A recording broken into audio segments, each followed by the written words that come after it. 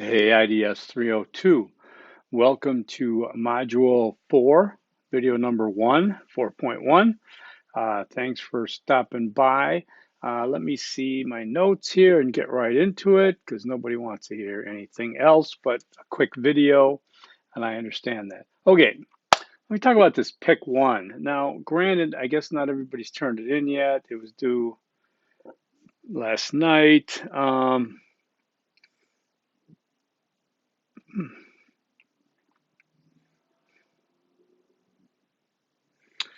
Wow.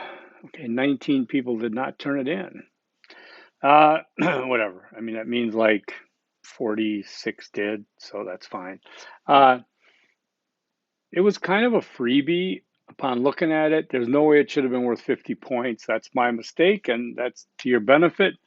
It should be no more than 30, maybe. Uh, but I guess what I want to say about that is that there are still standards to be met, okay?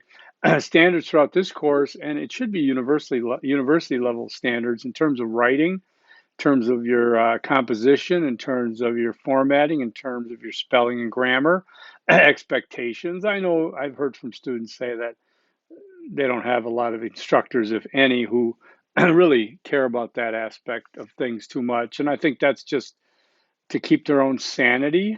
I hate to say it, but it's true, um, because they just don't want to commit to accurately critiquing some of these extraneous things that are, in fact, important.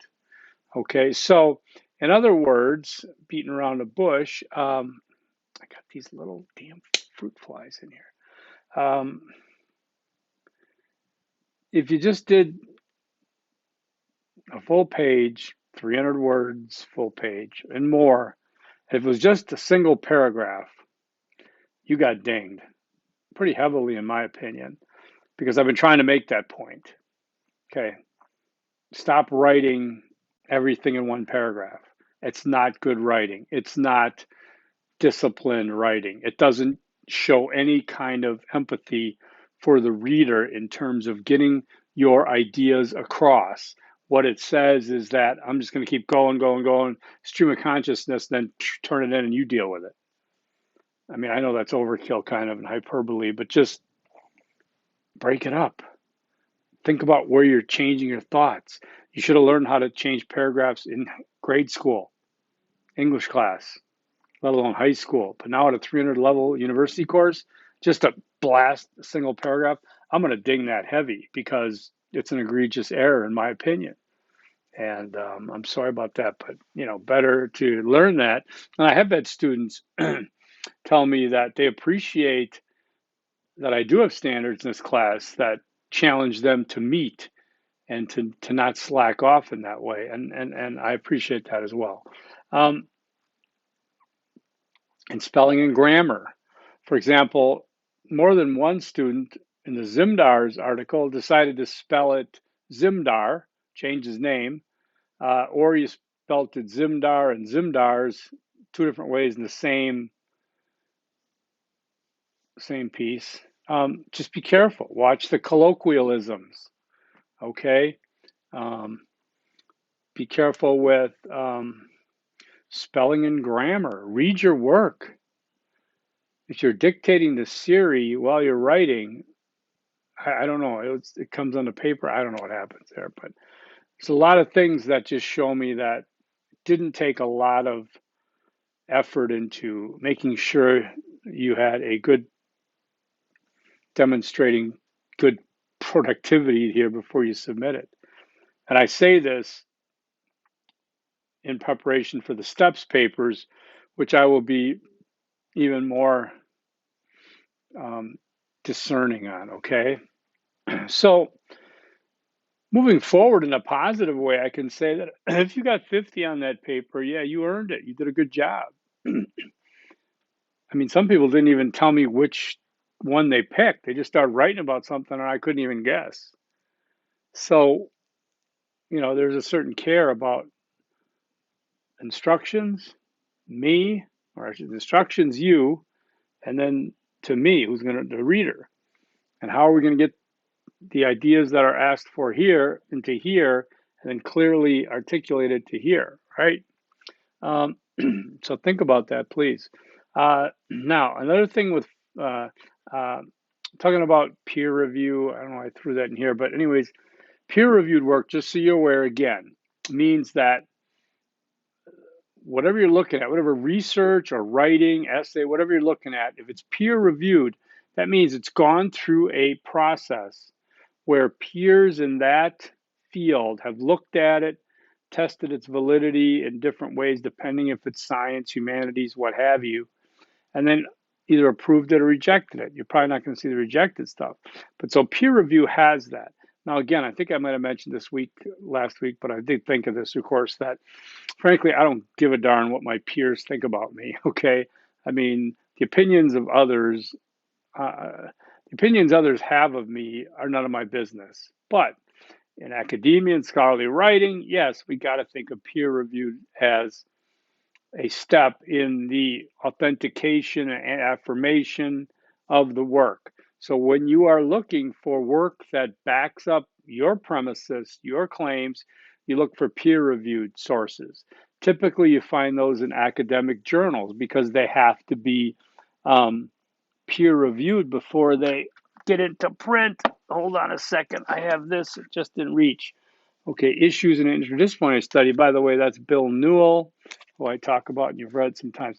But there are articles in here, and this is a journal. It comes out that there is no advertising in here, and it's peer reviewed. It's supported by us, students, instructors, others interested in the field with the annual dues. Okay, so you look at the library, you go to the library website of ASU, and you type in what you want, and then when you bring up the list, you look on the right side and you filter for peer reviewed. And I would filter for full text online, and you'll find things there. Now, if you have to, yes, Google is a marvelous search tool, search engine. But be careful because you will get led down a path. And if you end up with a .com, a .org, a .blog, things like this as sources, we're going to have problems because those aren't peer reviewed. I'd rather have less peer reviewed sources than more crap sources, okay? Wikipedia is not a source. Encyclopedia is not a source. Dictionary is not a source. Cron.com is not a source. These are not academic, scholarly, peer reviewed sources, okay? I mean, if you want to, you can just Google academic journals and look at some of the publishers, Harvard Publishing, and there's many others, Yale House Publishing, things like that. And you'll see how many different journals there are, academic journals. That means there's no advertising. There's not an intentional bias there. If you bring me a website, I'm going to show you that. .com, what does it mean? Commercial. Commercial means ad revenue, means money, means bias. So we stay away from it. It's not worth nearly the same as a peer-reviewed journal. Okay. Now, in terms of formatting, um, I'm seeing the early signs of some students, like in this Pick One paper, early signs that you're going to guess at formatting. You're just going to guess. You're going to think, he doesn't care. I just got to make it look like I tried. So if you're doing the in-text citations wrong and you're just guessing, you're not checking your work, your responsibility, not mine, yours. I give you the tools, send you to APA formatting, you figure out how to format, you format. Okay? If you're just guessing that, if you're guessing how to do a works cited list, okay, then you're gonna get dinged heavily. Okay? And I say the word guessing in terms of being careless, I guess. Okay? No one is taught to format in some of the ways I've seen. So if you're going to be careless and start your works cited list just an arbitrary couple of spaces down from the piece, you're going to get dinged. There's a proper place for that to start. If you're going to put it in regular paragraph form, thinking that, well, he said the word paragraph, and I said hanging paragraph, you're going to get dinged. If it's not alphabetized by last name, you're going to get dinged. Okay? If I find long links and hot links up in the paper, you're going to get dinged. Don't want any of those. Don't care. Don't care about links up there. I don't care. I don't want color up there. I want all black font. I don't want any highlighting. Okay? It's pretty simple when you think of it. I'm just trying to make a list of what I don't want because of things that I've seen that I never expect to see. Not in this class, but going through history, I'm just thinking of things I've seen. So I'm saying, please don't do this. And we've gotten so much better because I used to get abstracts and cover pages and elaborate stuff. Stop. No big deal. Just let's not have that. Okay. Put your name on the running head. All right. So, in terms of formatting, which I've been talking to, stop guessing. Okay. Um, Easter egg number one, do not guess how to format. Okay. Because to me, that's like guessing the Powerball numbers. Yeah, 100 million to one, somebody's going to get it right, but don't count on it. Okay. Um, and by formatting, I do mean everything, the whole paper. I mean, it shouldn't be pressure packed. And if it is, let's have a conversation, not by email, because undoubtedly I'll come across as snarky without intending to be. I'd much rather have a conversation. I think any student of mine that you know who you are, talk to, you could assure people that we hold good conversations, productive, fun, we get it done, right? Okay. I don't like typing a whole bunch of things, right? By the way, I was out until 12:30 last night. My son getting his first vaccine at the Cardinal Stadium, and 9:30 appointment. We got home at 12:30. Ouch. Got it done though. All right. So Module 4 are learning materials. Read chapter 7, 8, and 9. Again, I'm not going over them. It's up to you to read them. People want shorter videos. You're going to get it. Chapter 7 is Introduction to Interdisciplinary Research.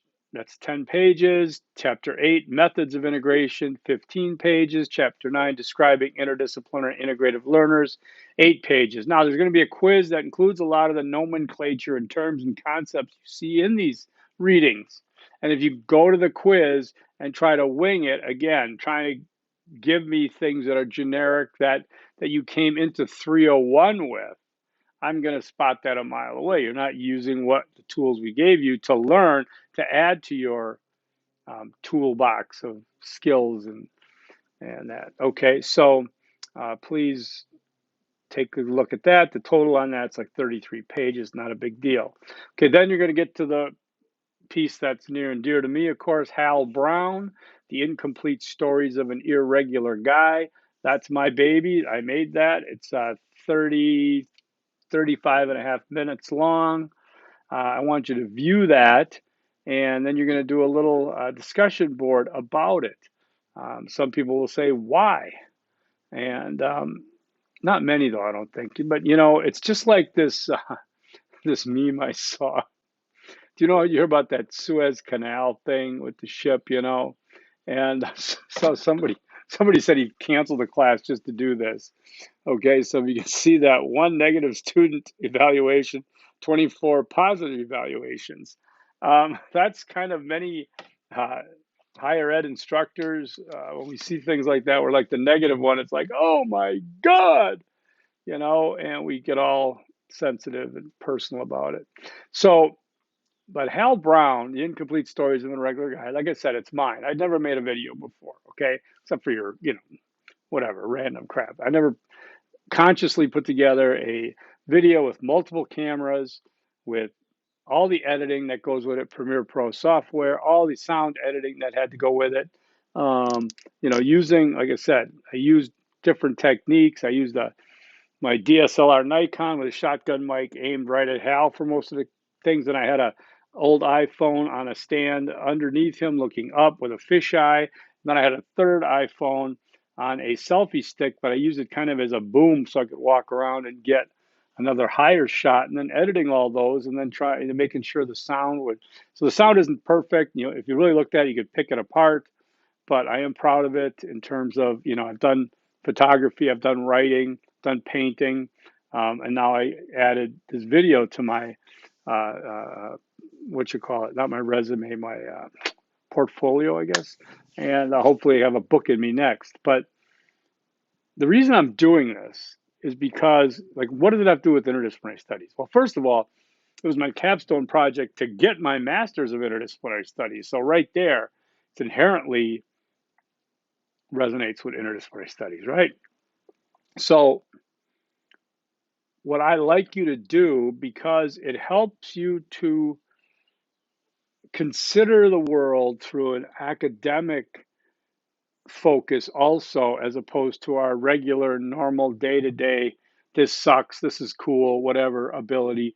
We can step up our game a little bit to look at something in a more critical way and initiate academic type of disciplinary vision, okay? And the integrative parts of that. So, what I see and what I'd like you to do here is watch the video, take notes, whatever, but I want you to identify at least 3 disciplines that you're seeing integrated here in this video, to create it, to present it, to, whatever.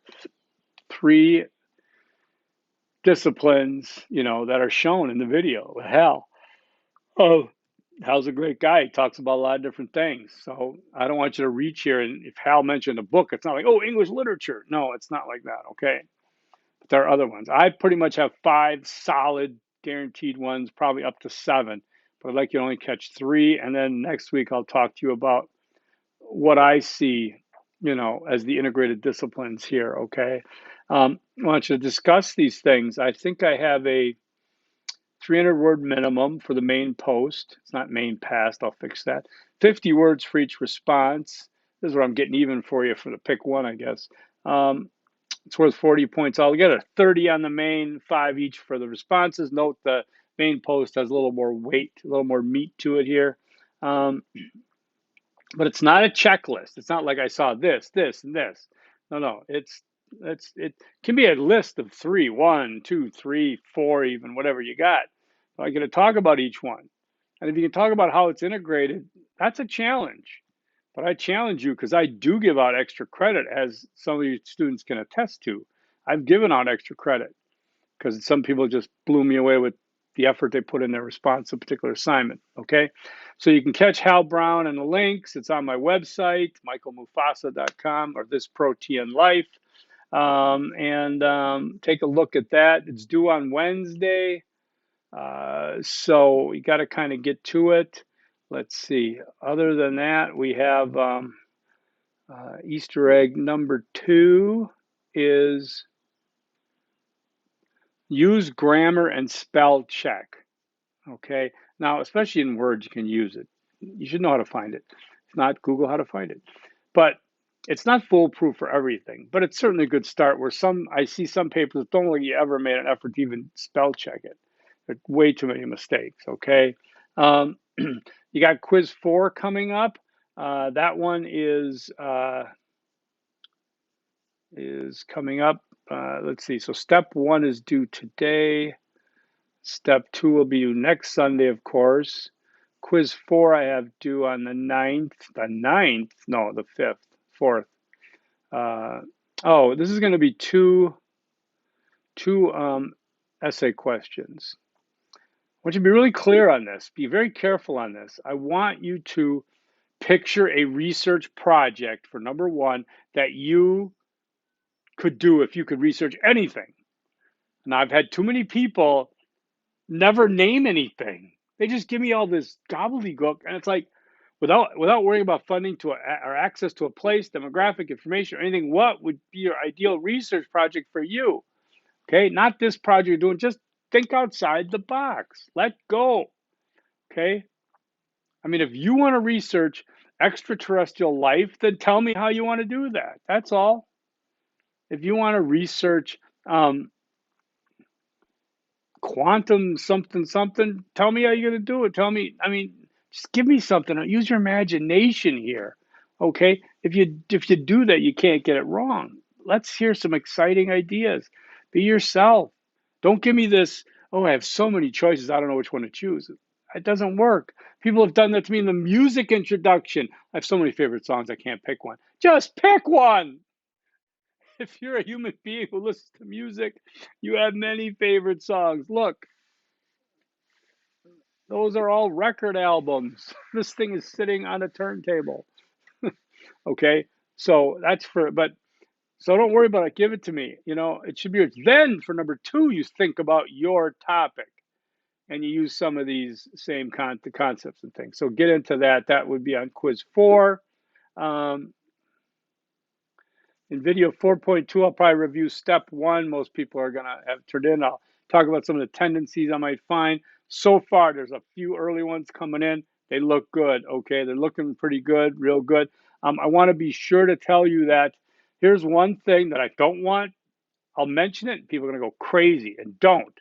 Because I don't care, and I'm going to point to this minute of this video saying, watch me say, I don't care. This is totally up to me. There are going to be cases where I will let you redo some work. I will decide when that's okay.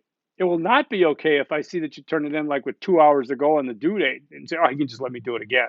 No. Okay. But there are areas and there are things that I see that are, they fit in this category that I say, okay, here's what you need to do it. I'm not going to sit here and critique your paper like it's a rough draft and tell you what to do. Okay. But I am saying keep that as a release valve for your stress to say, what if I screw this up? Well, if you're really concerned about that, that means you care. Okay. That means you're probably going to do it before 10 o'clock tonight. Okay. So there's all these different dynamics I play with. But you're going to have to ask me, okay, or I'm going to have to tell you. We're going to work that out. I just always want to tell you that, to not panic, like, oh my God, this guy's going to kill me. Learn formatting. It's not that tough. I could do it at 52 years old. You can do it. All right, I'm at 21 and a half minutes. Too long. Crap. Excuse me. All right. I have that balcony door open. Easter egg number 3. Going back to a different one. I'm going back to formatting. Figure it out. Okay. Easter egg number 3. I'm changing that. I hope everybody has a great Sunday, what's left of it. I'll be talking to you. Get a hold of me if you have questions, comments, concerns. I've been doing phone calls. I've been doing Zooms. Okay. So the students that have come forward and asked questions, I think you're happy. You're getting clarity. Let's keep going now. Here we go. See you.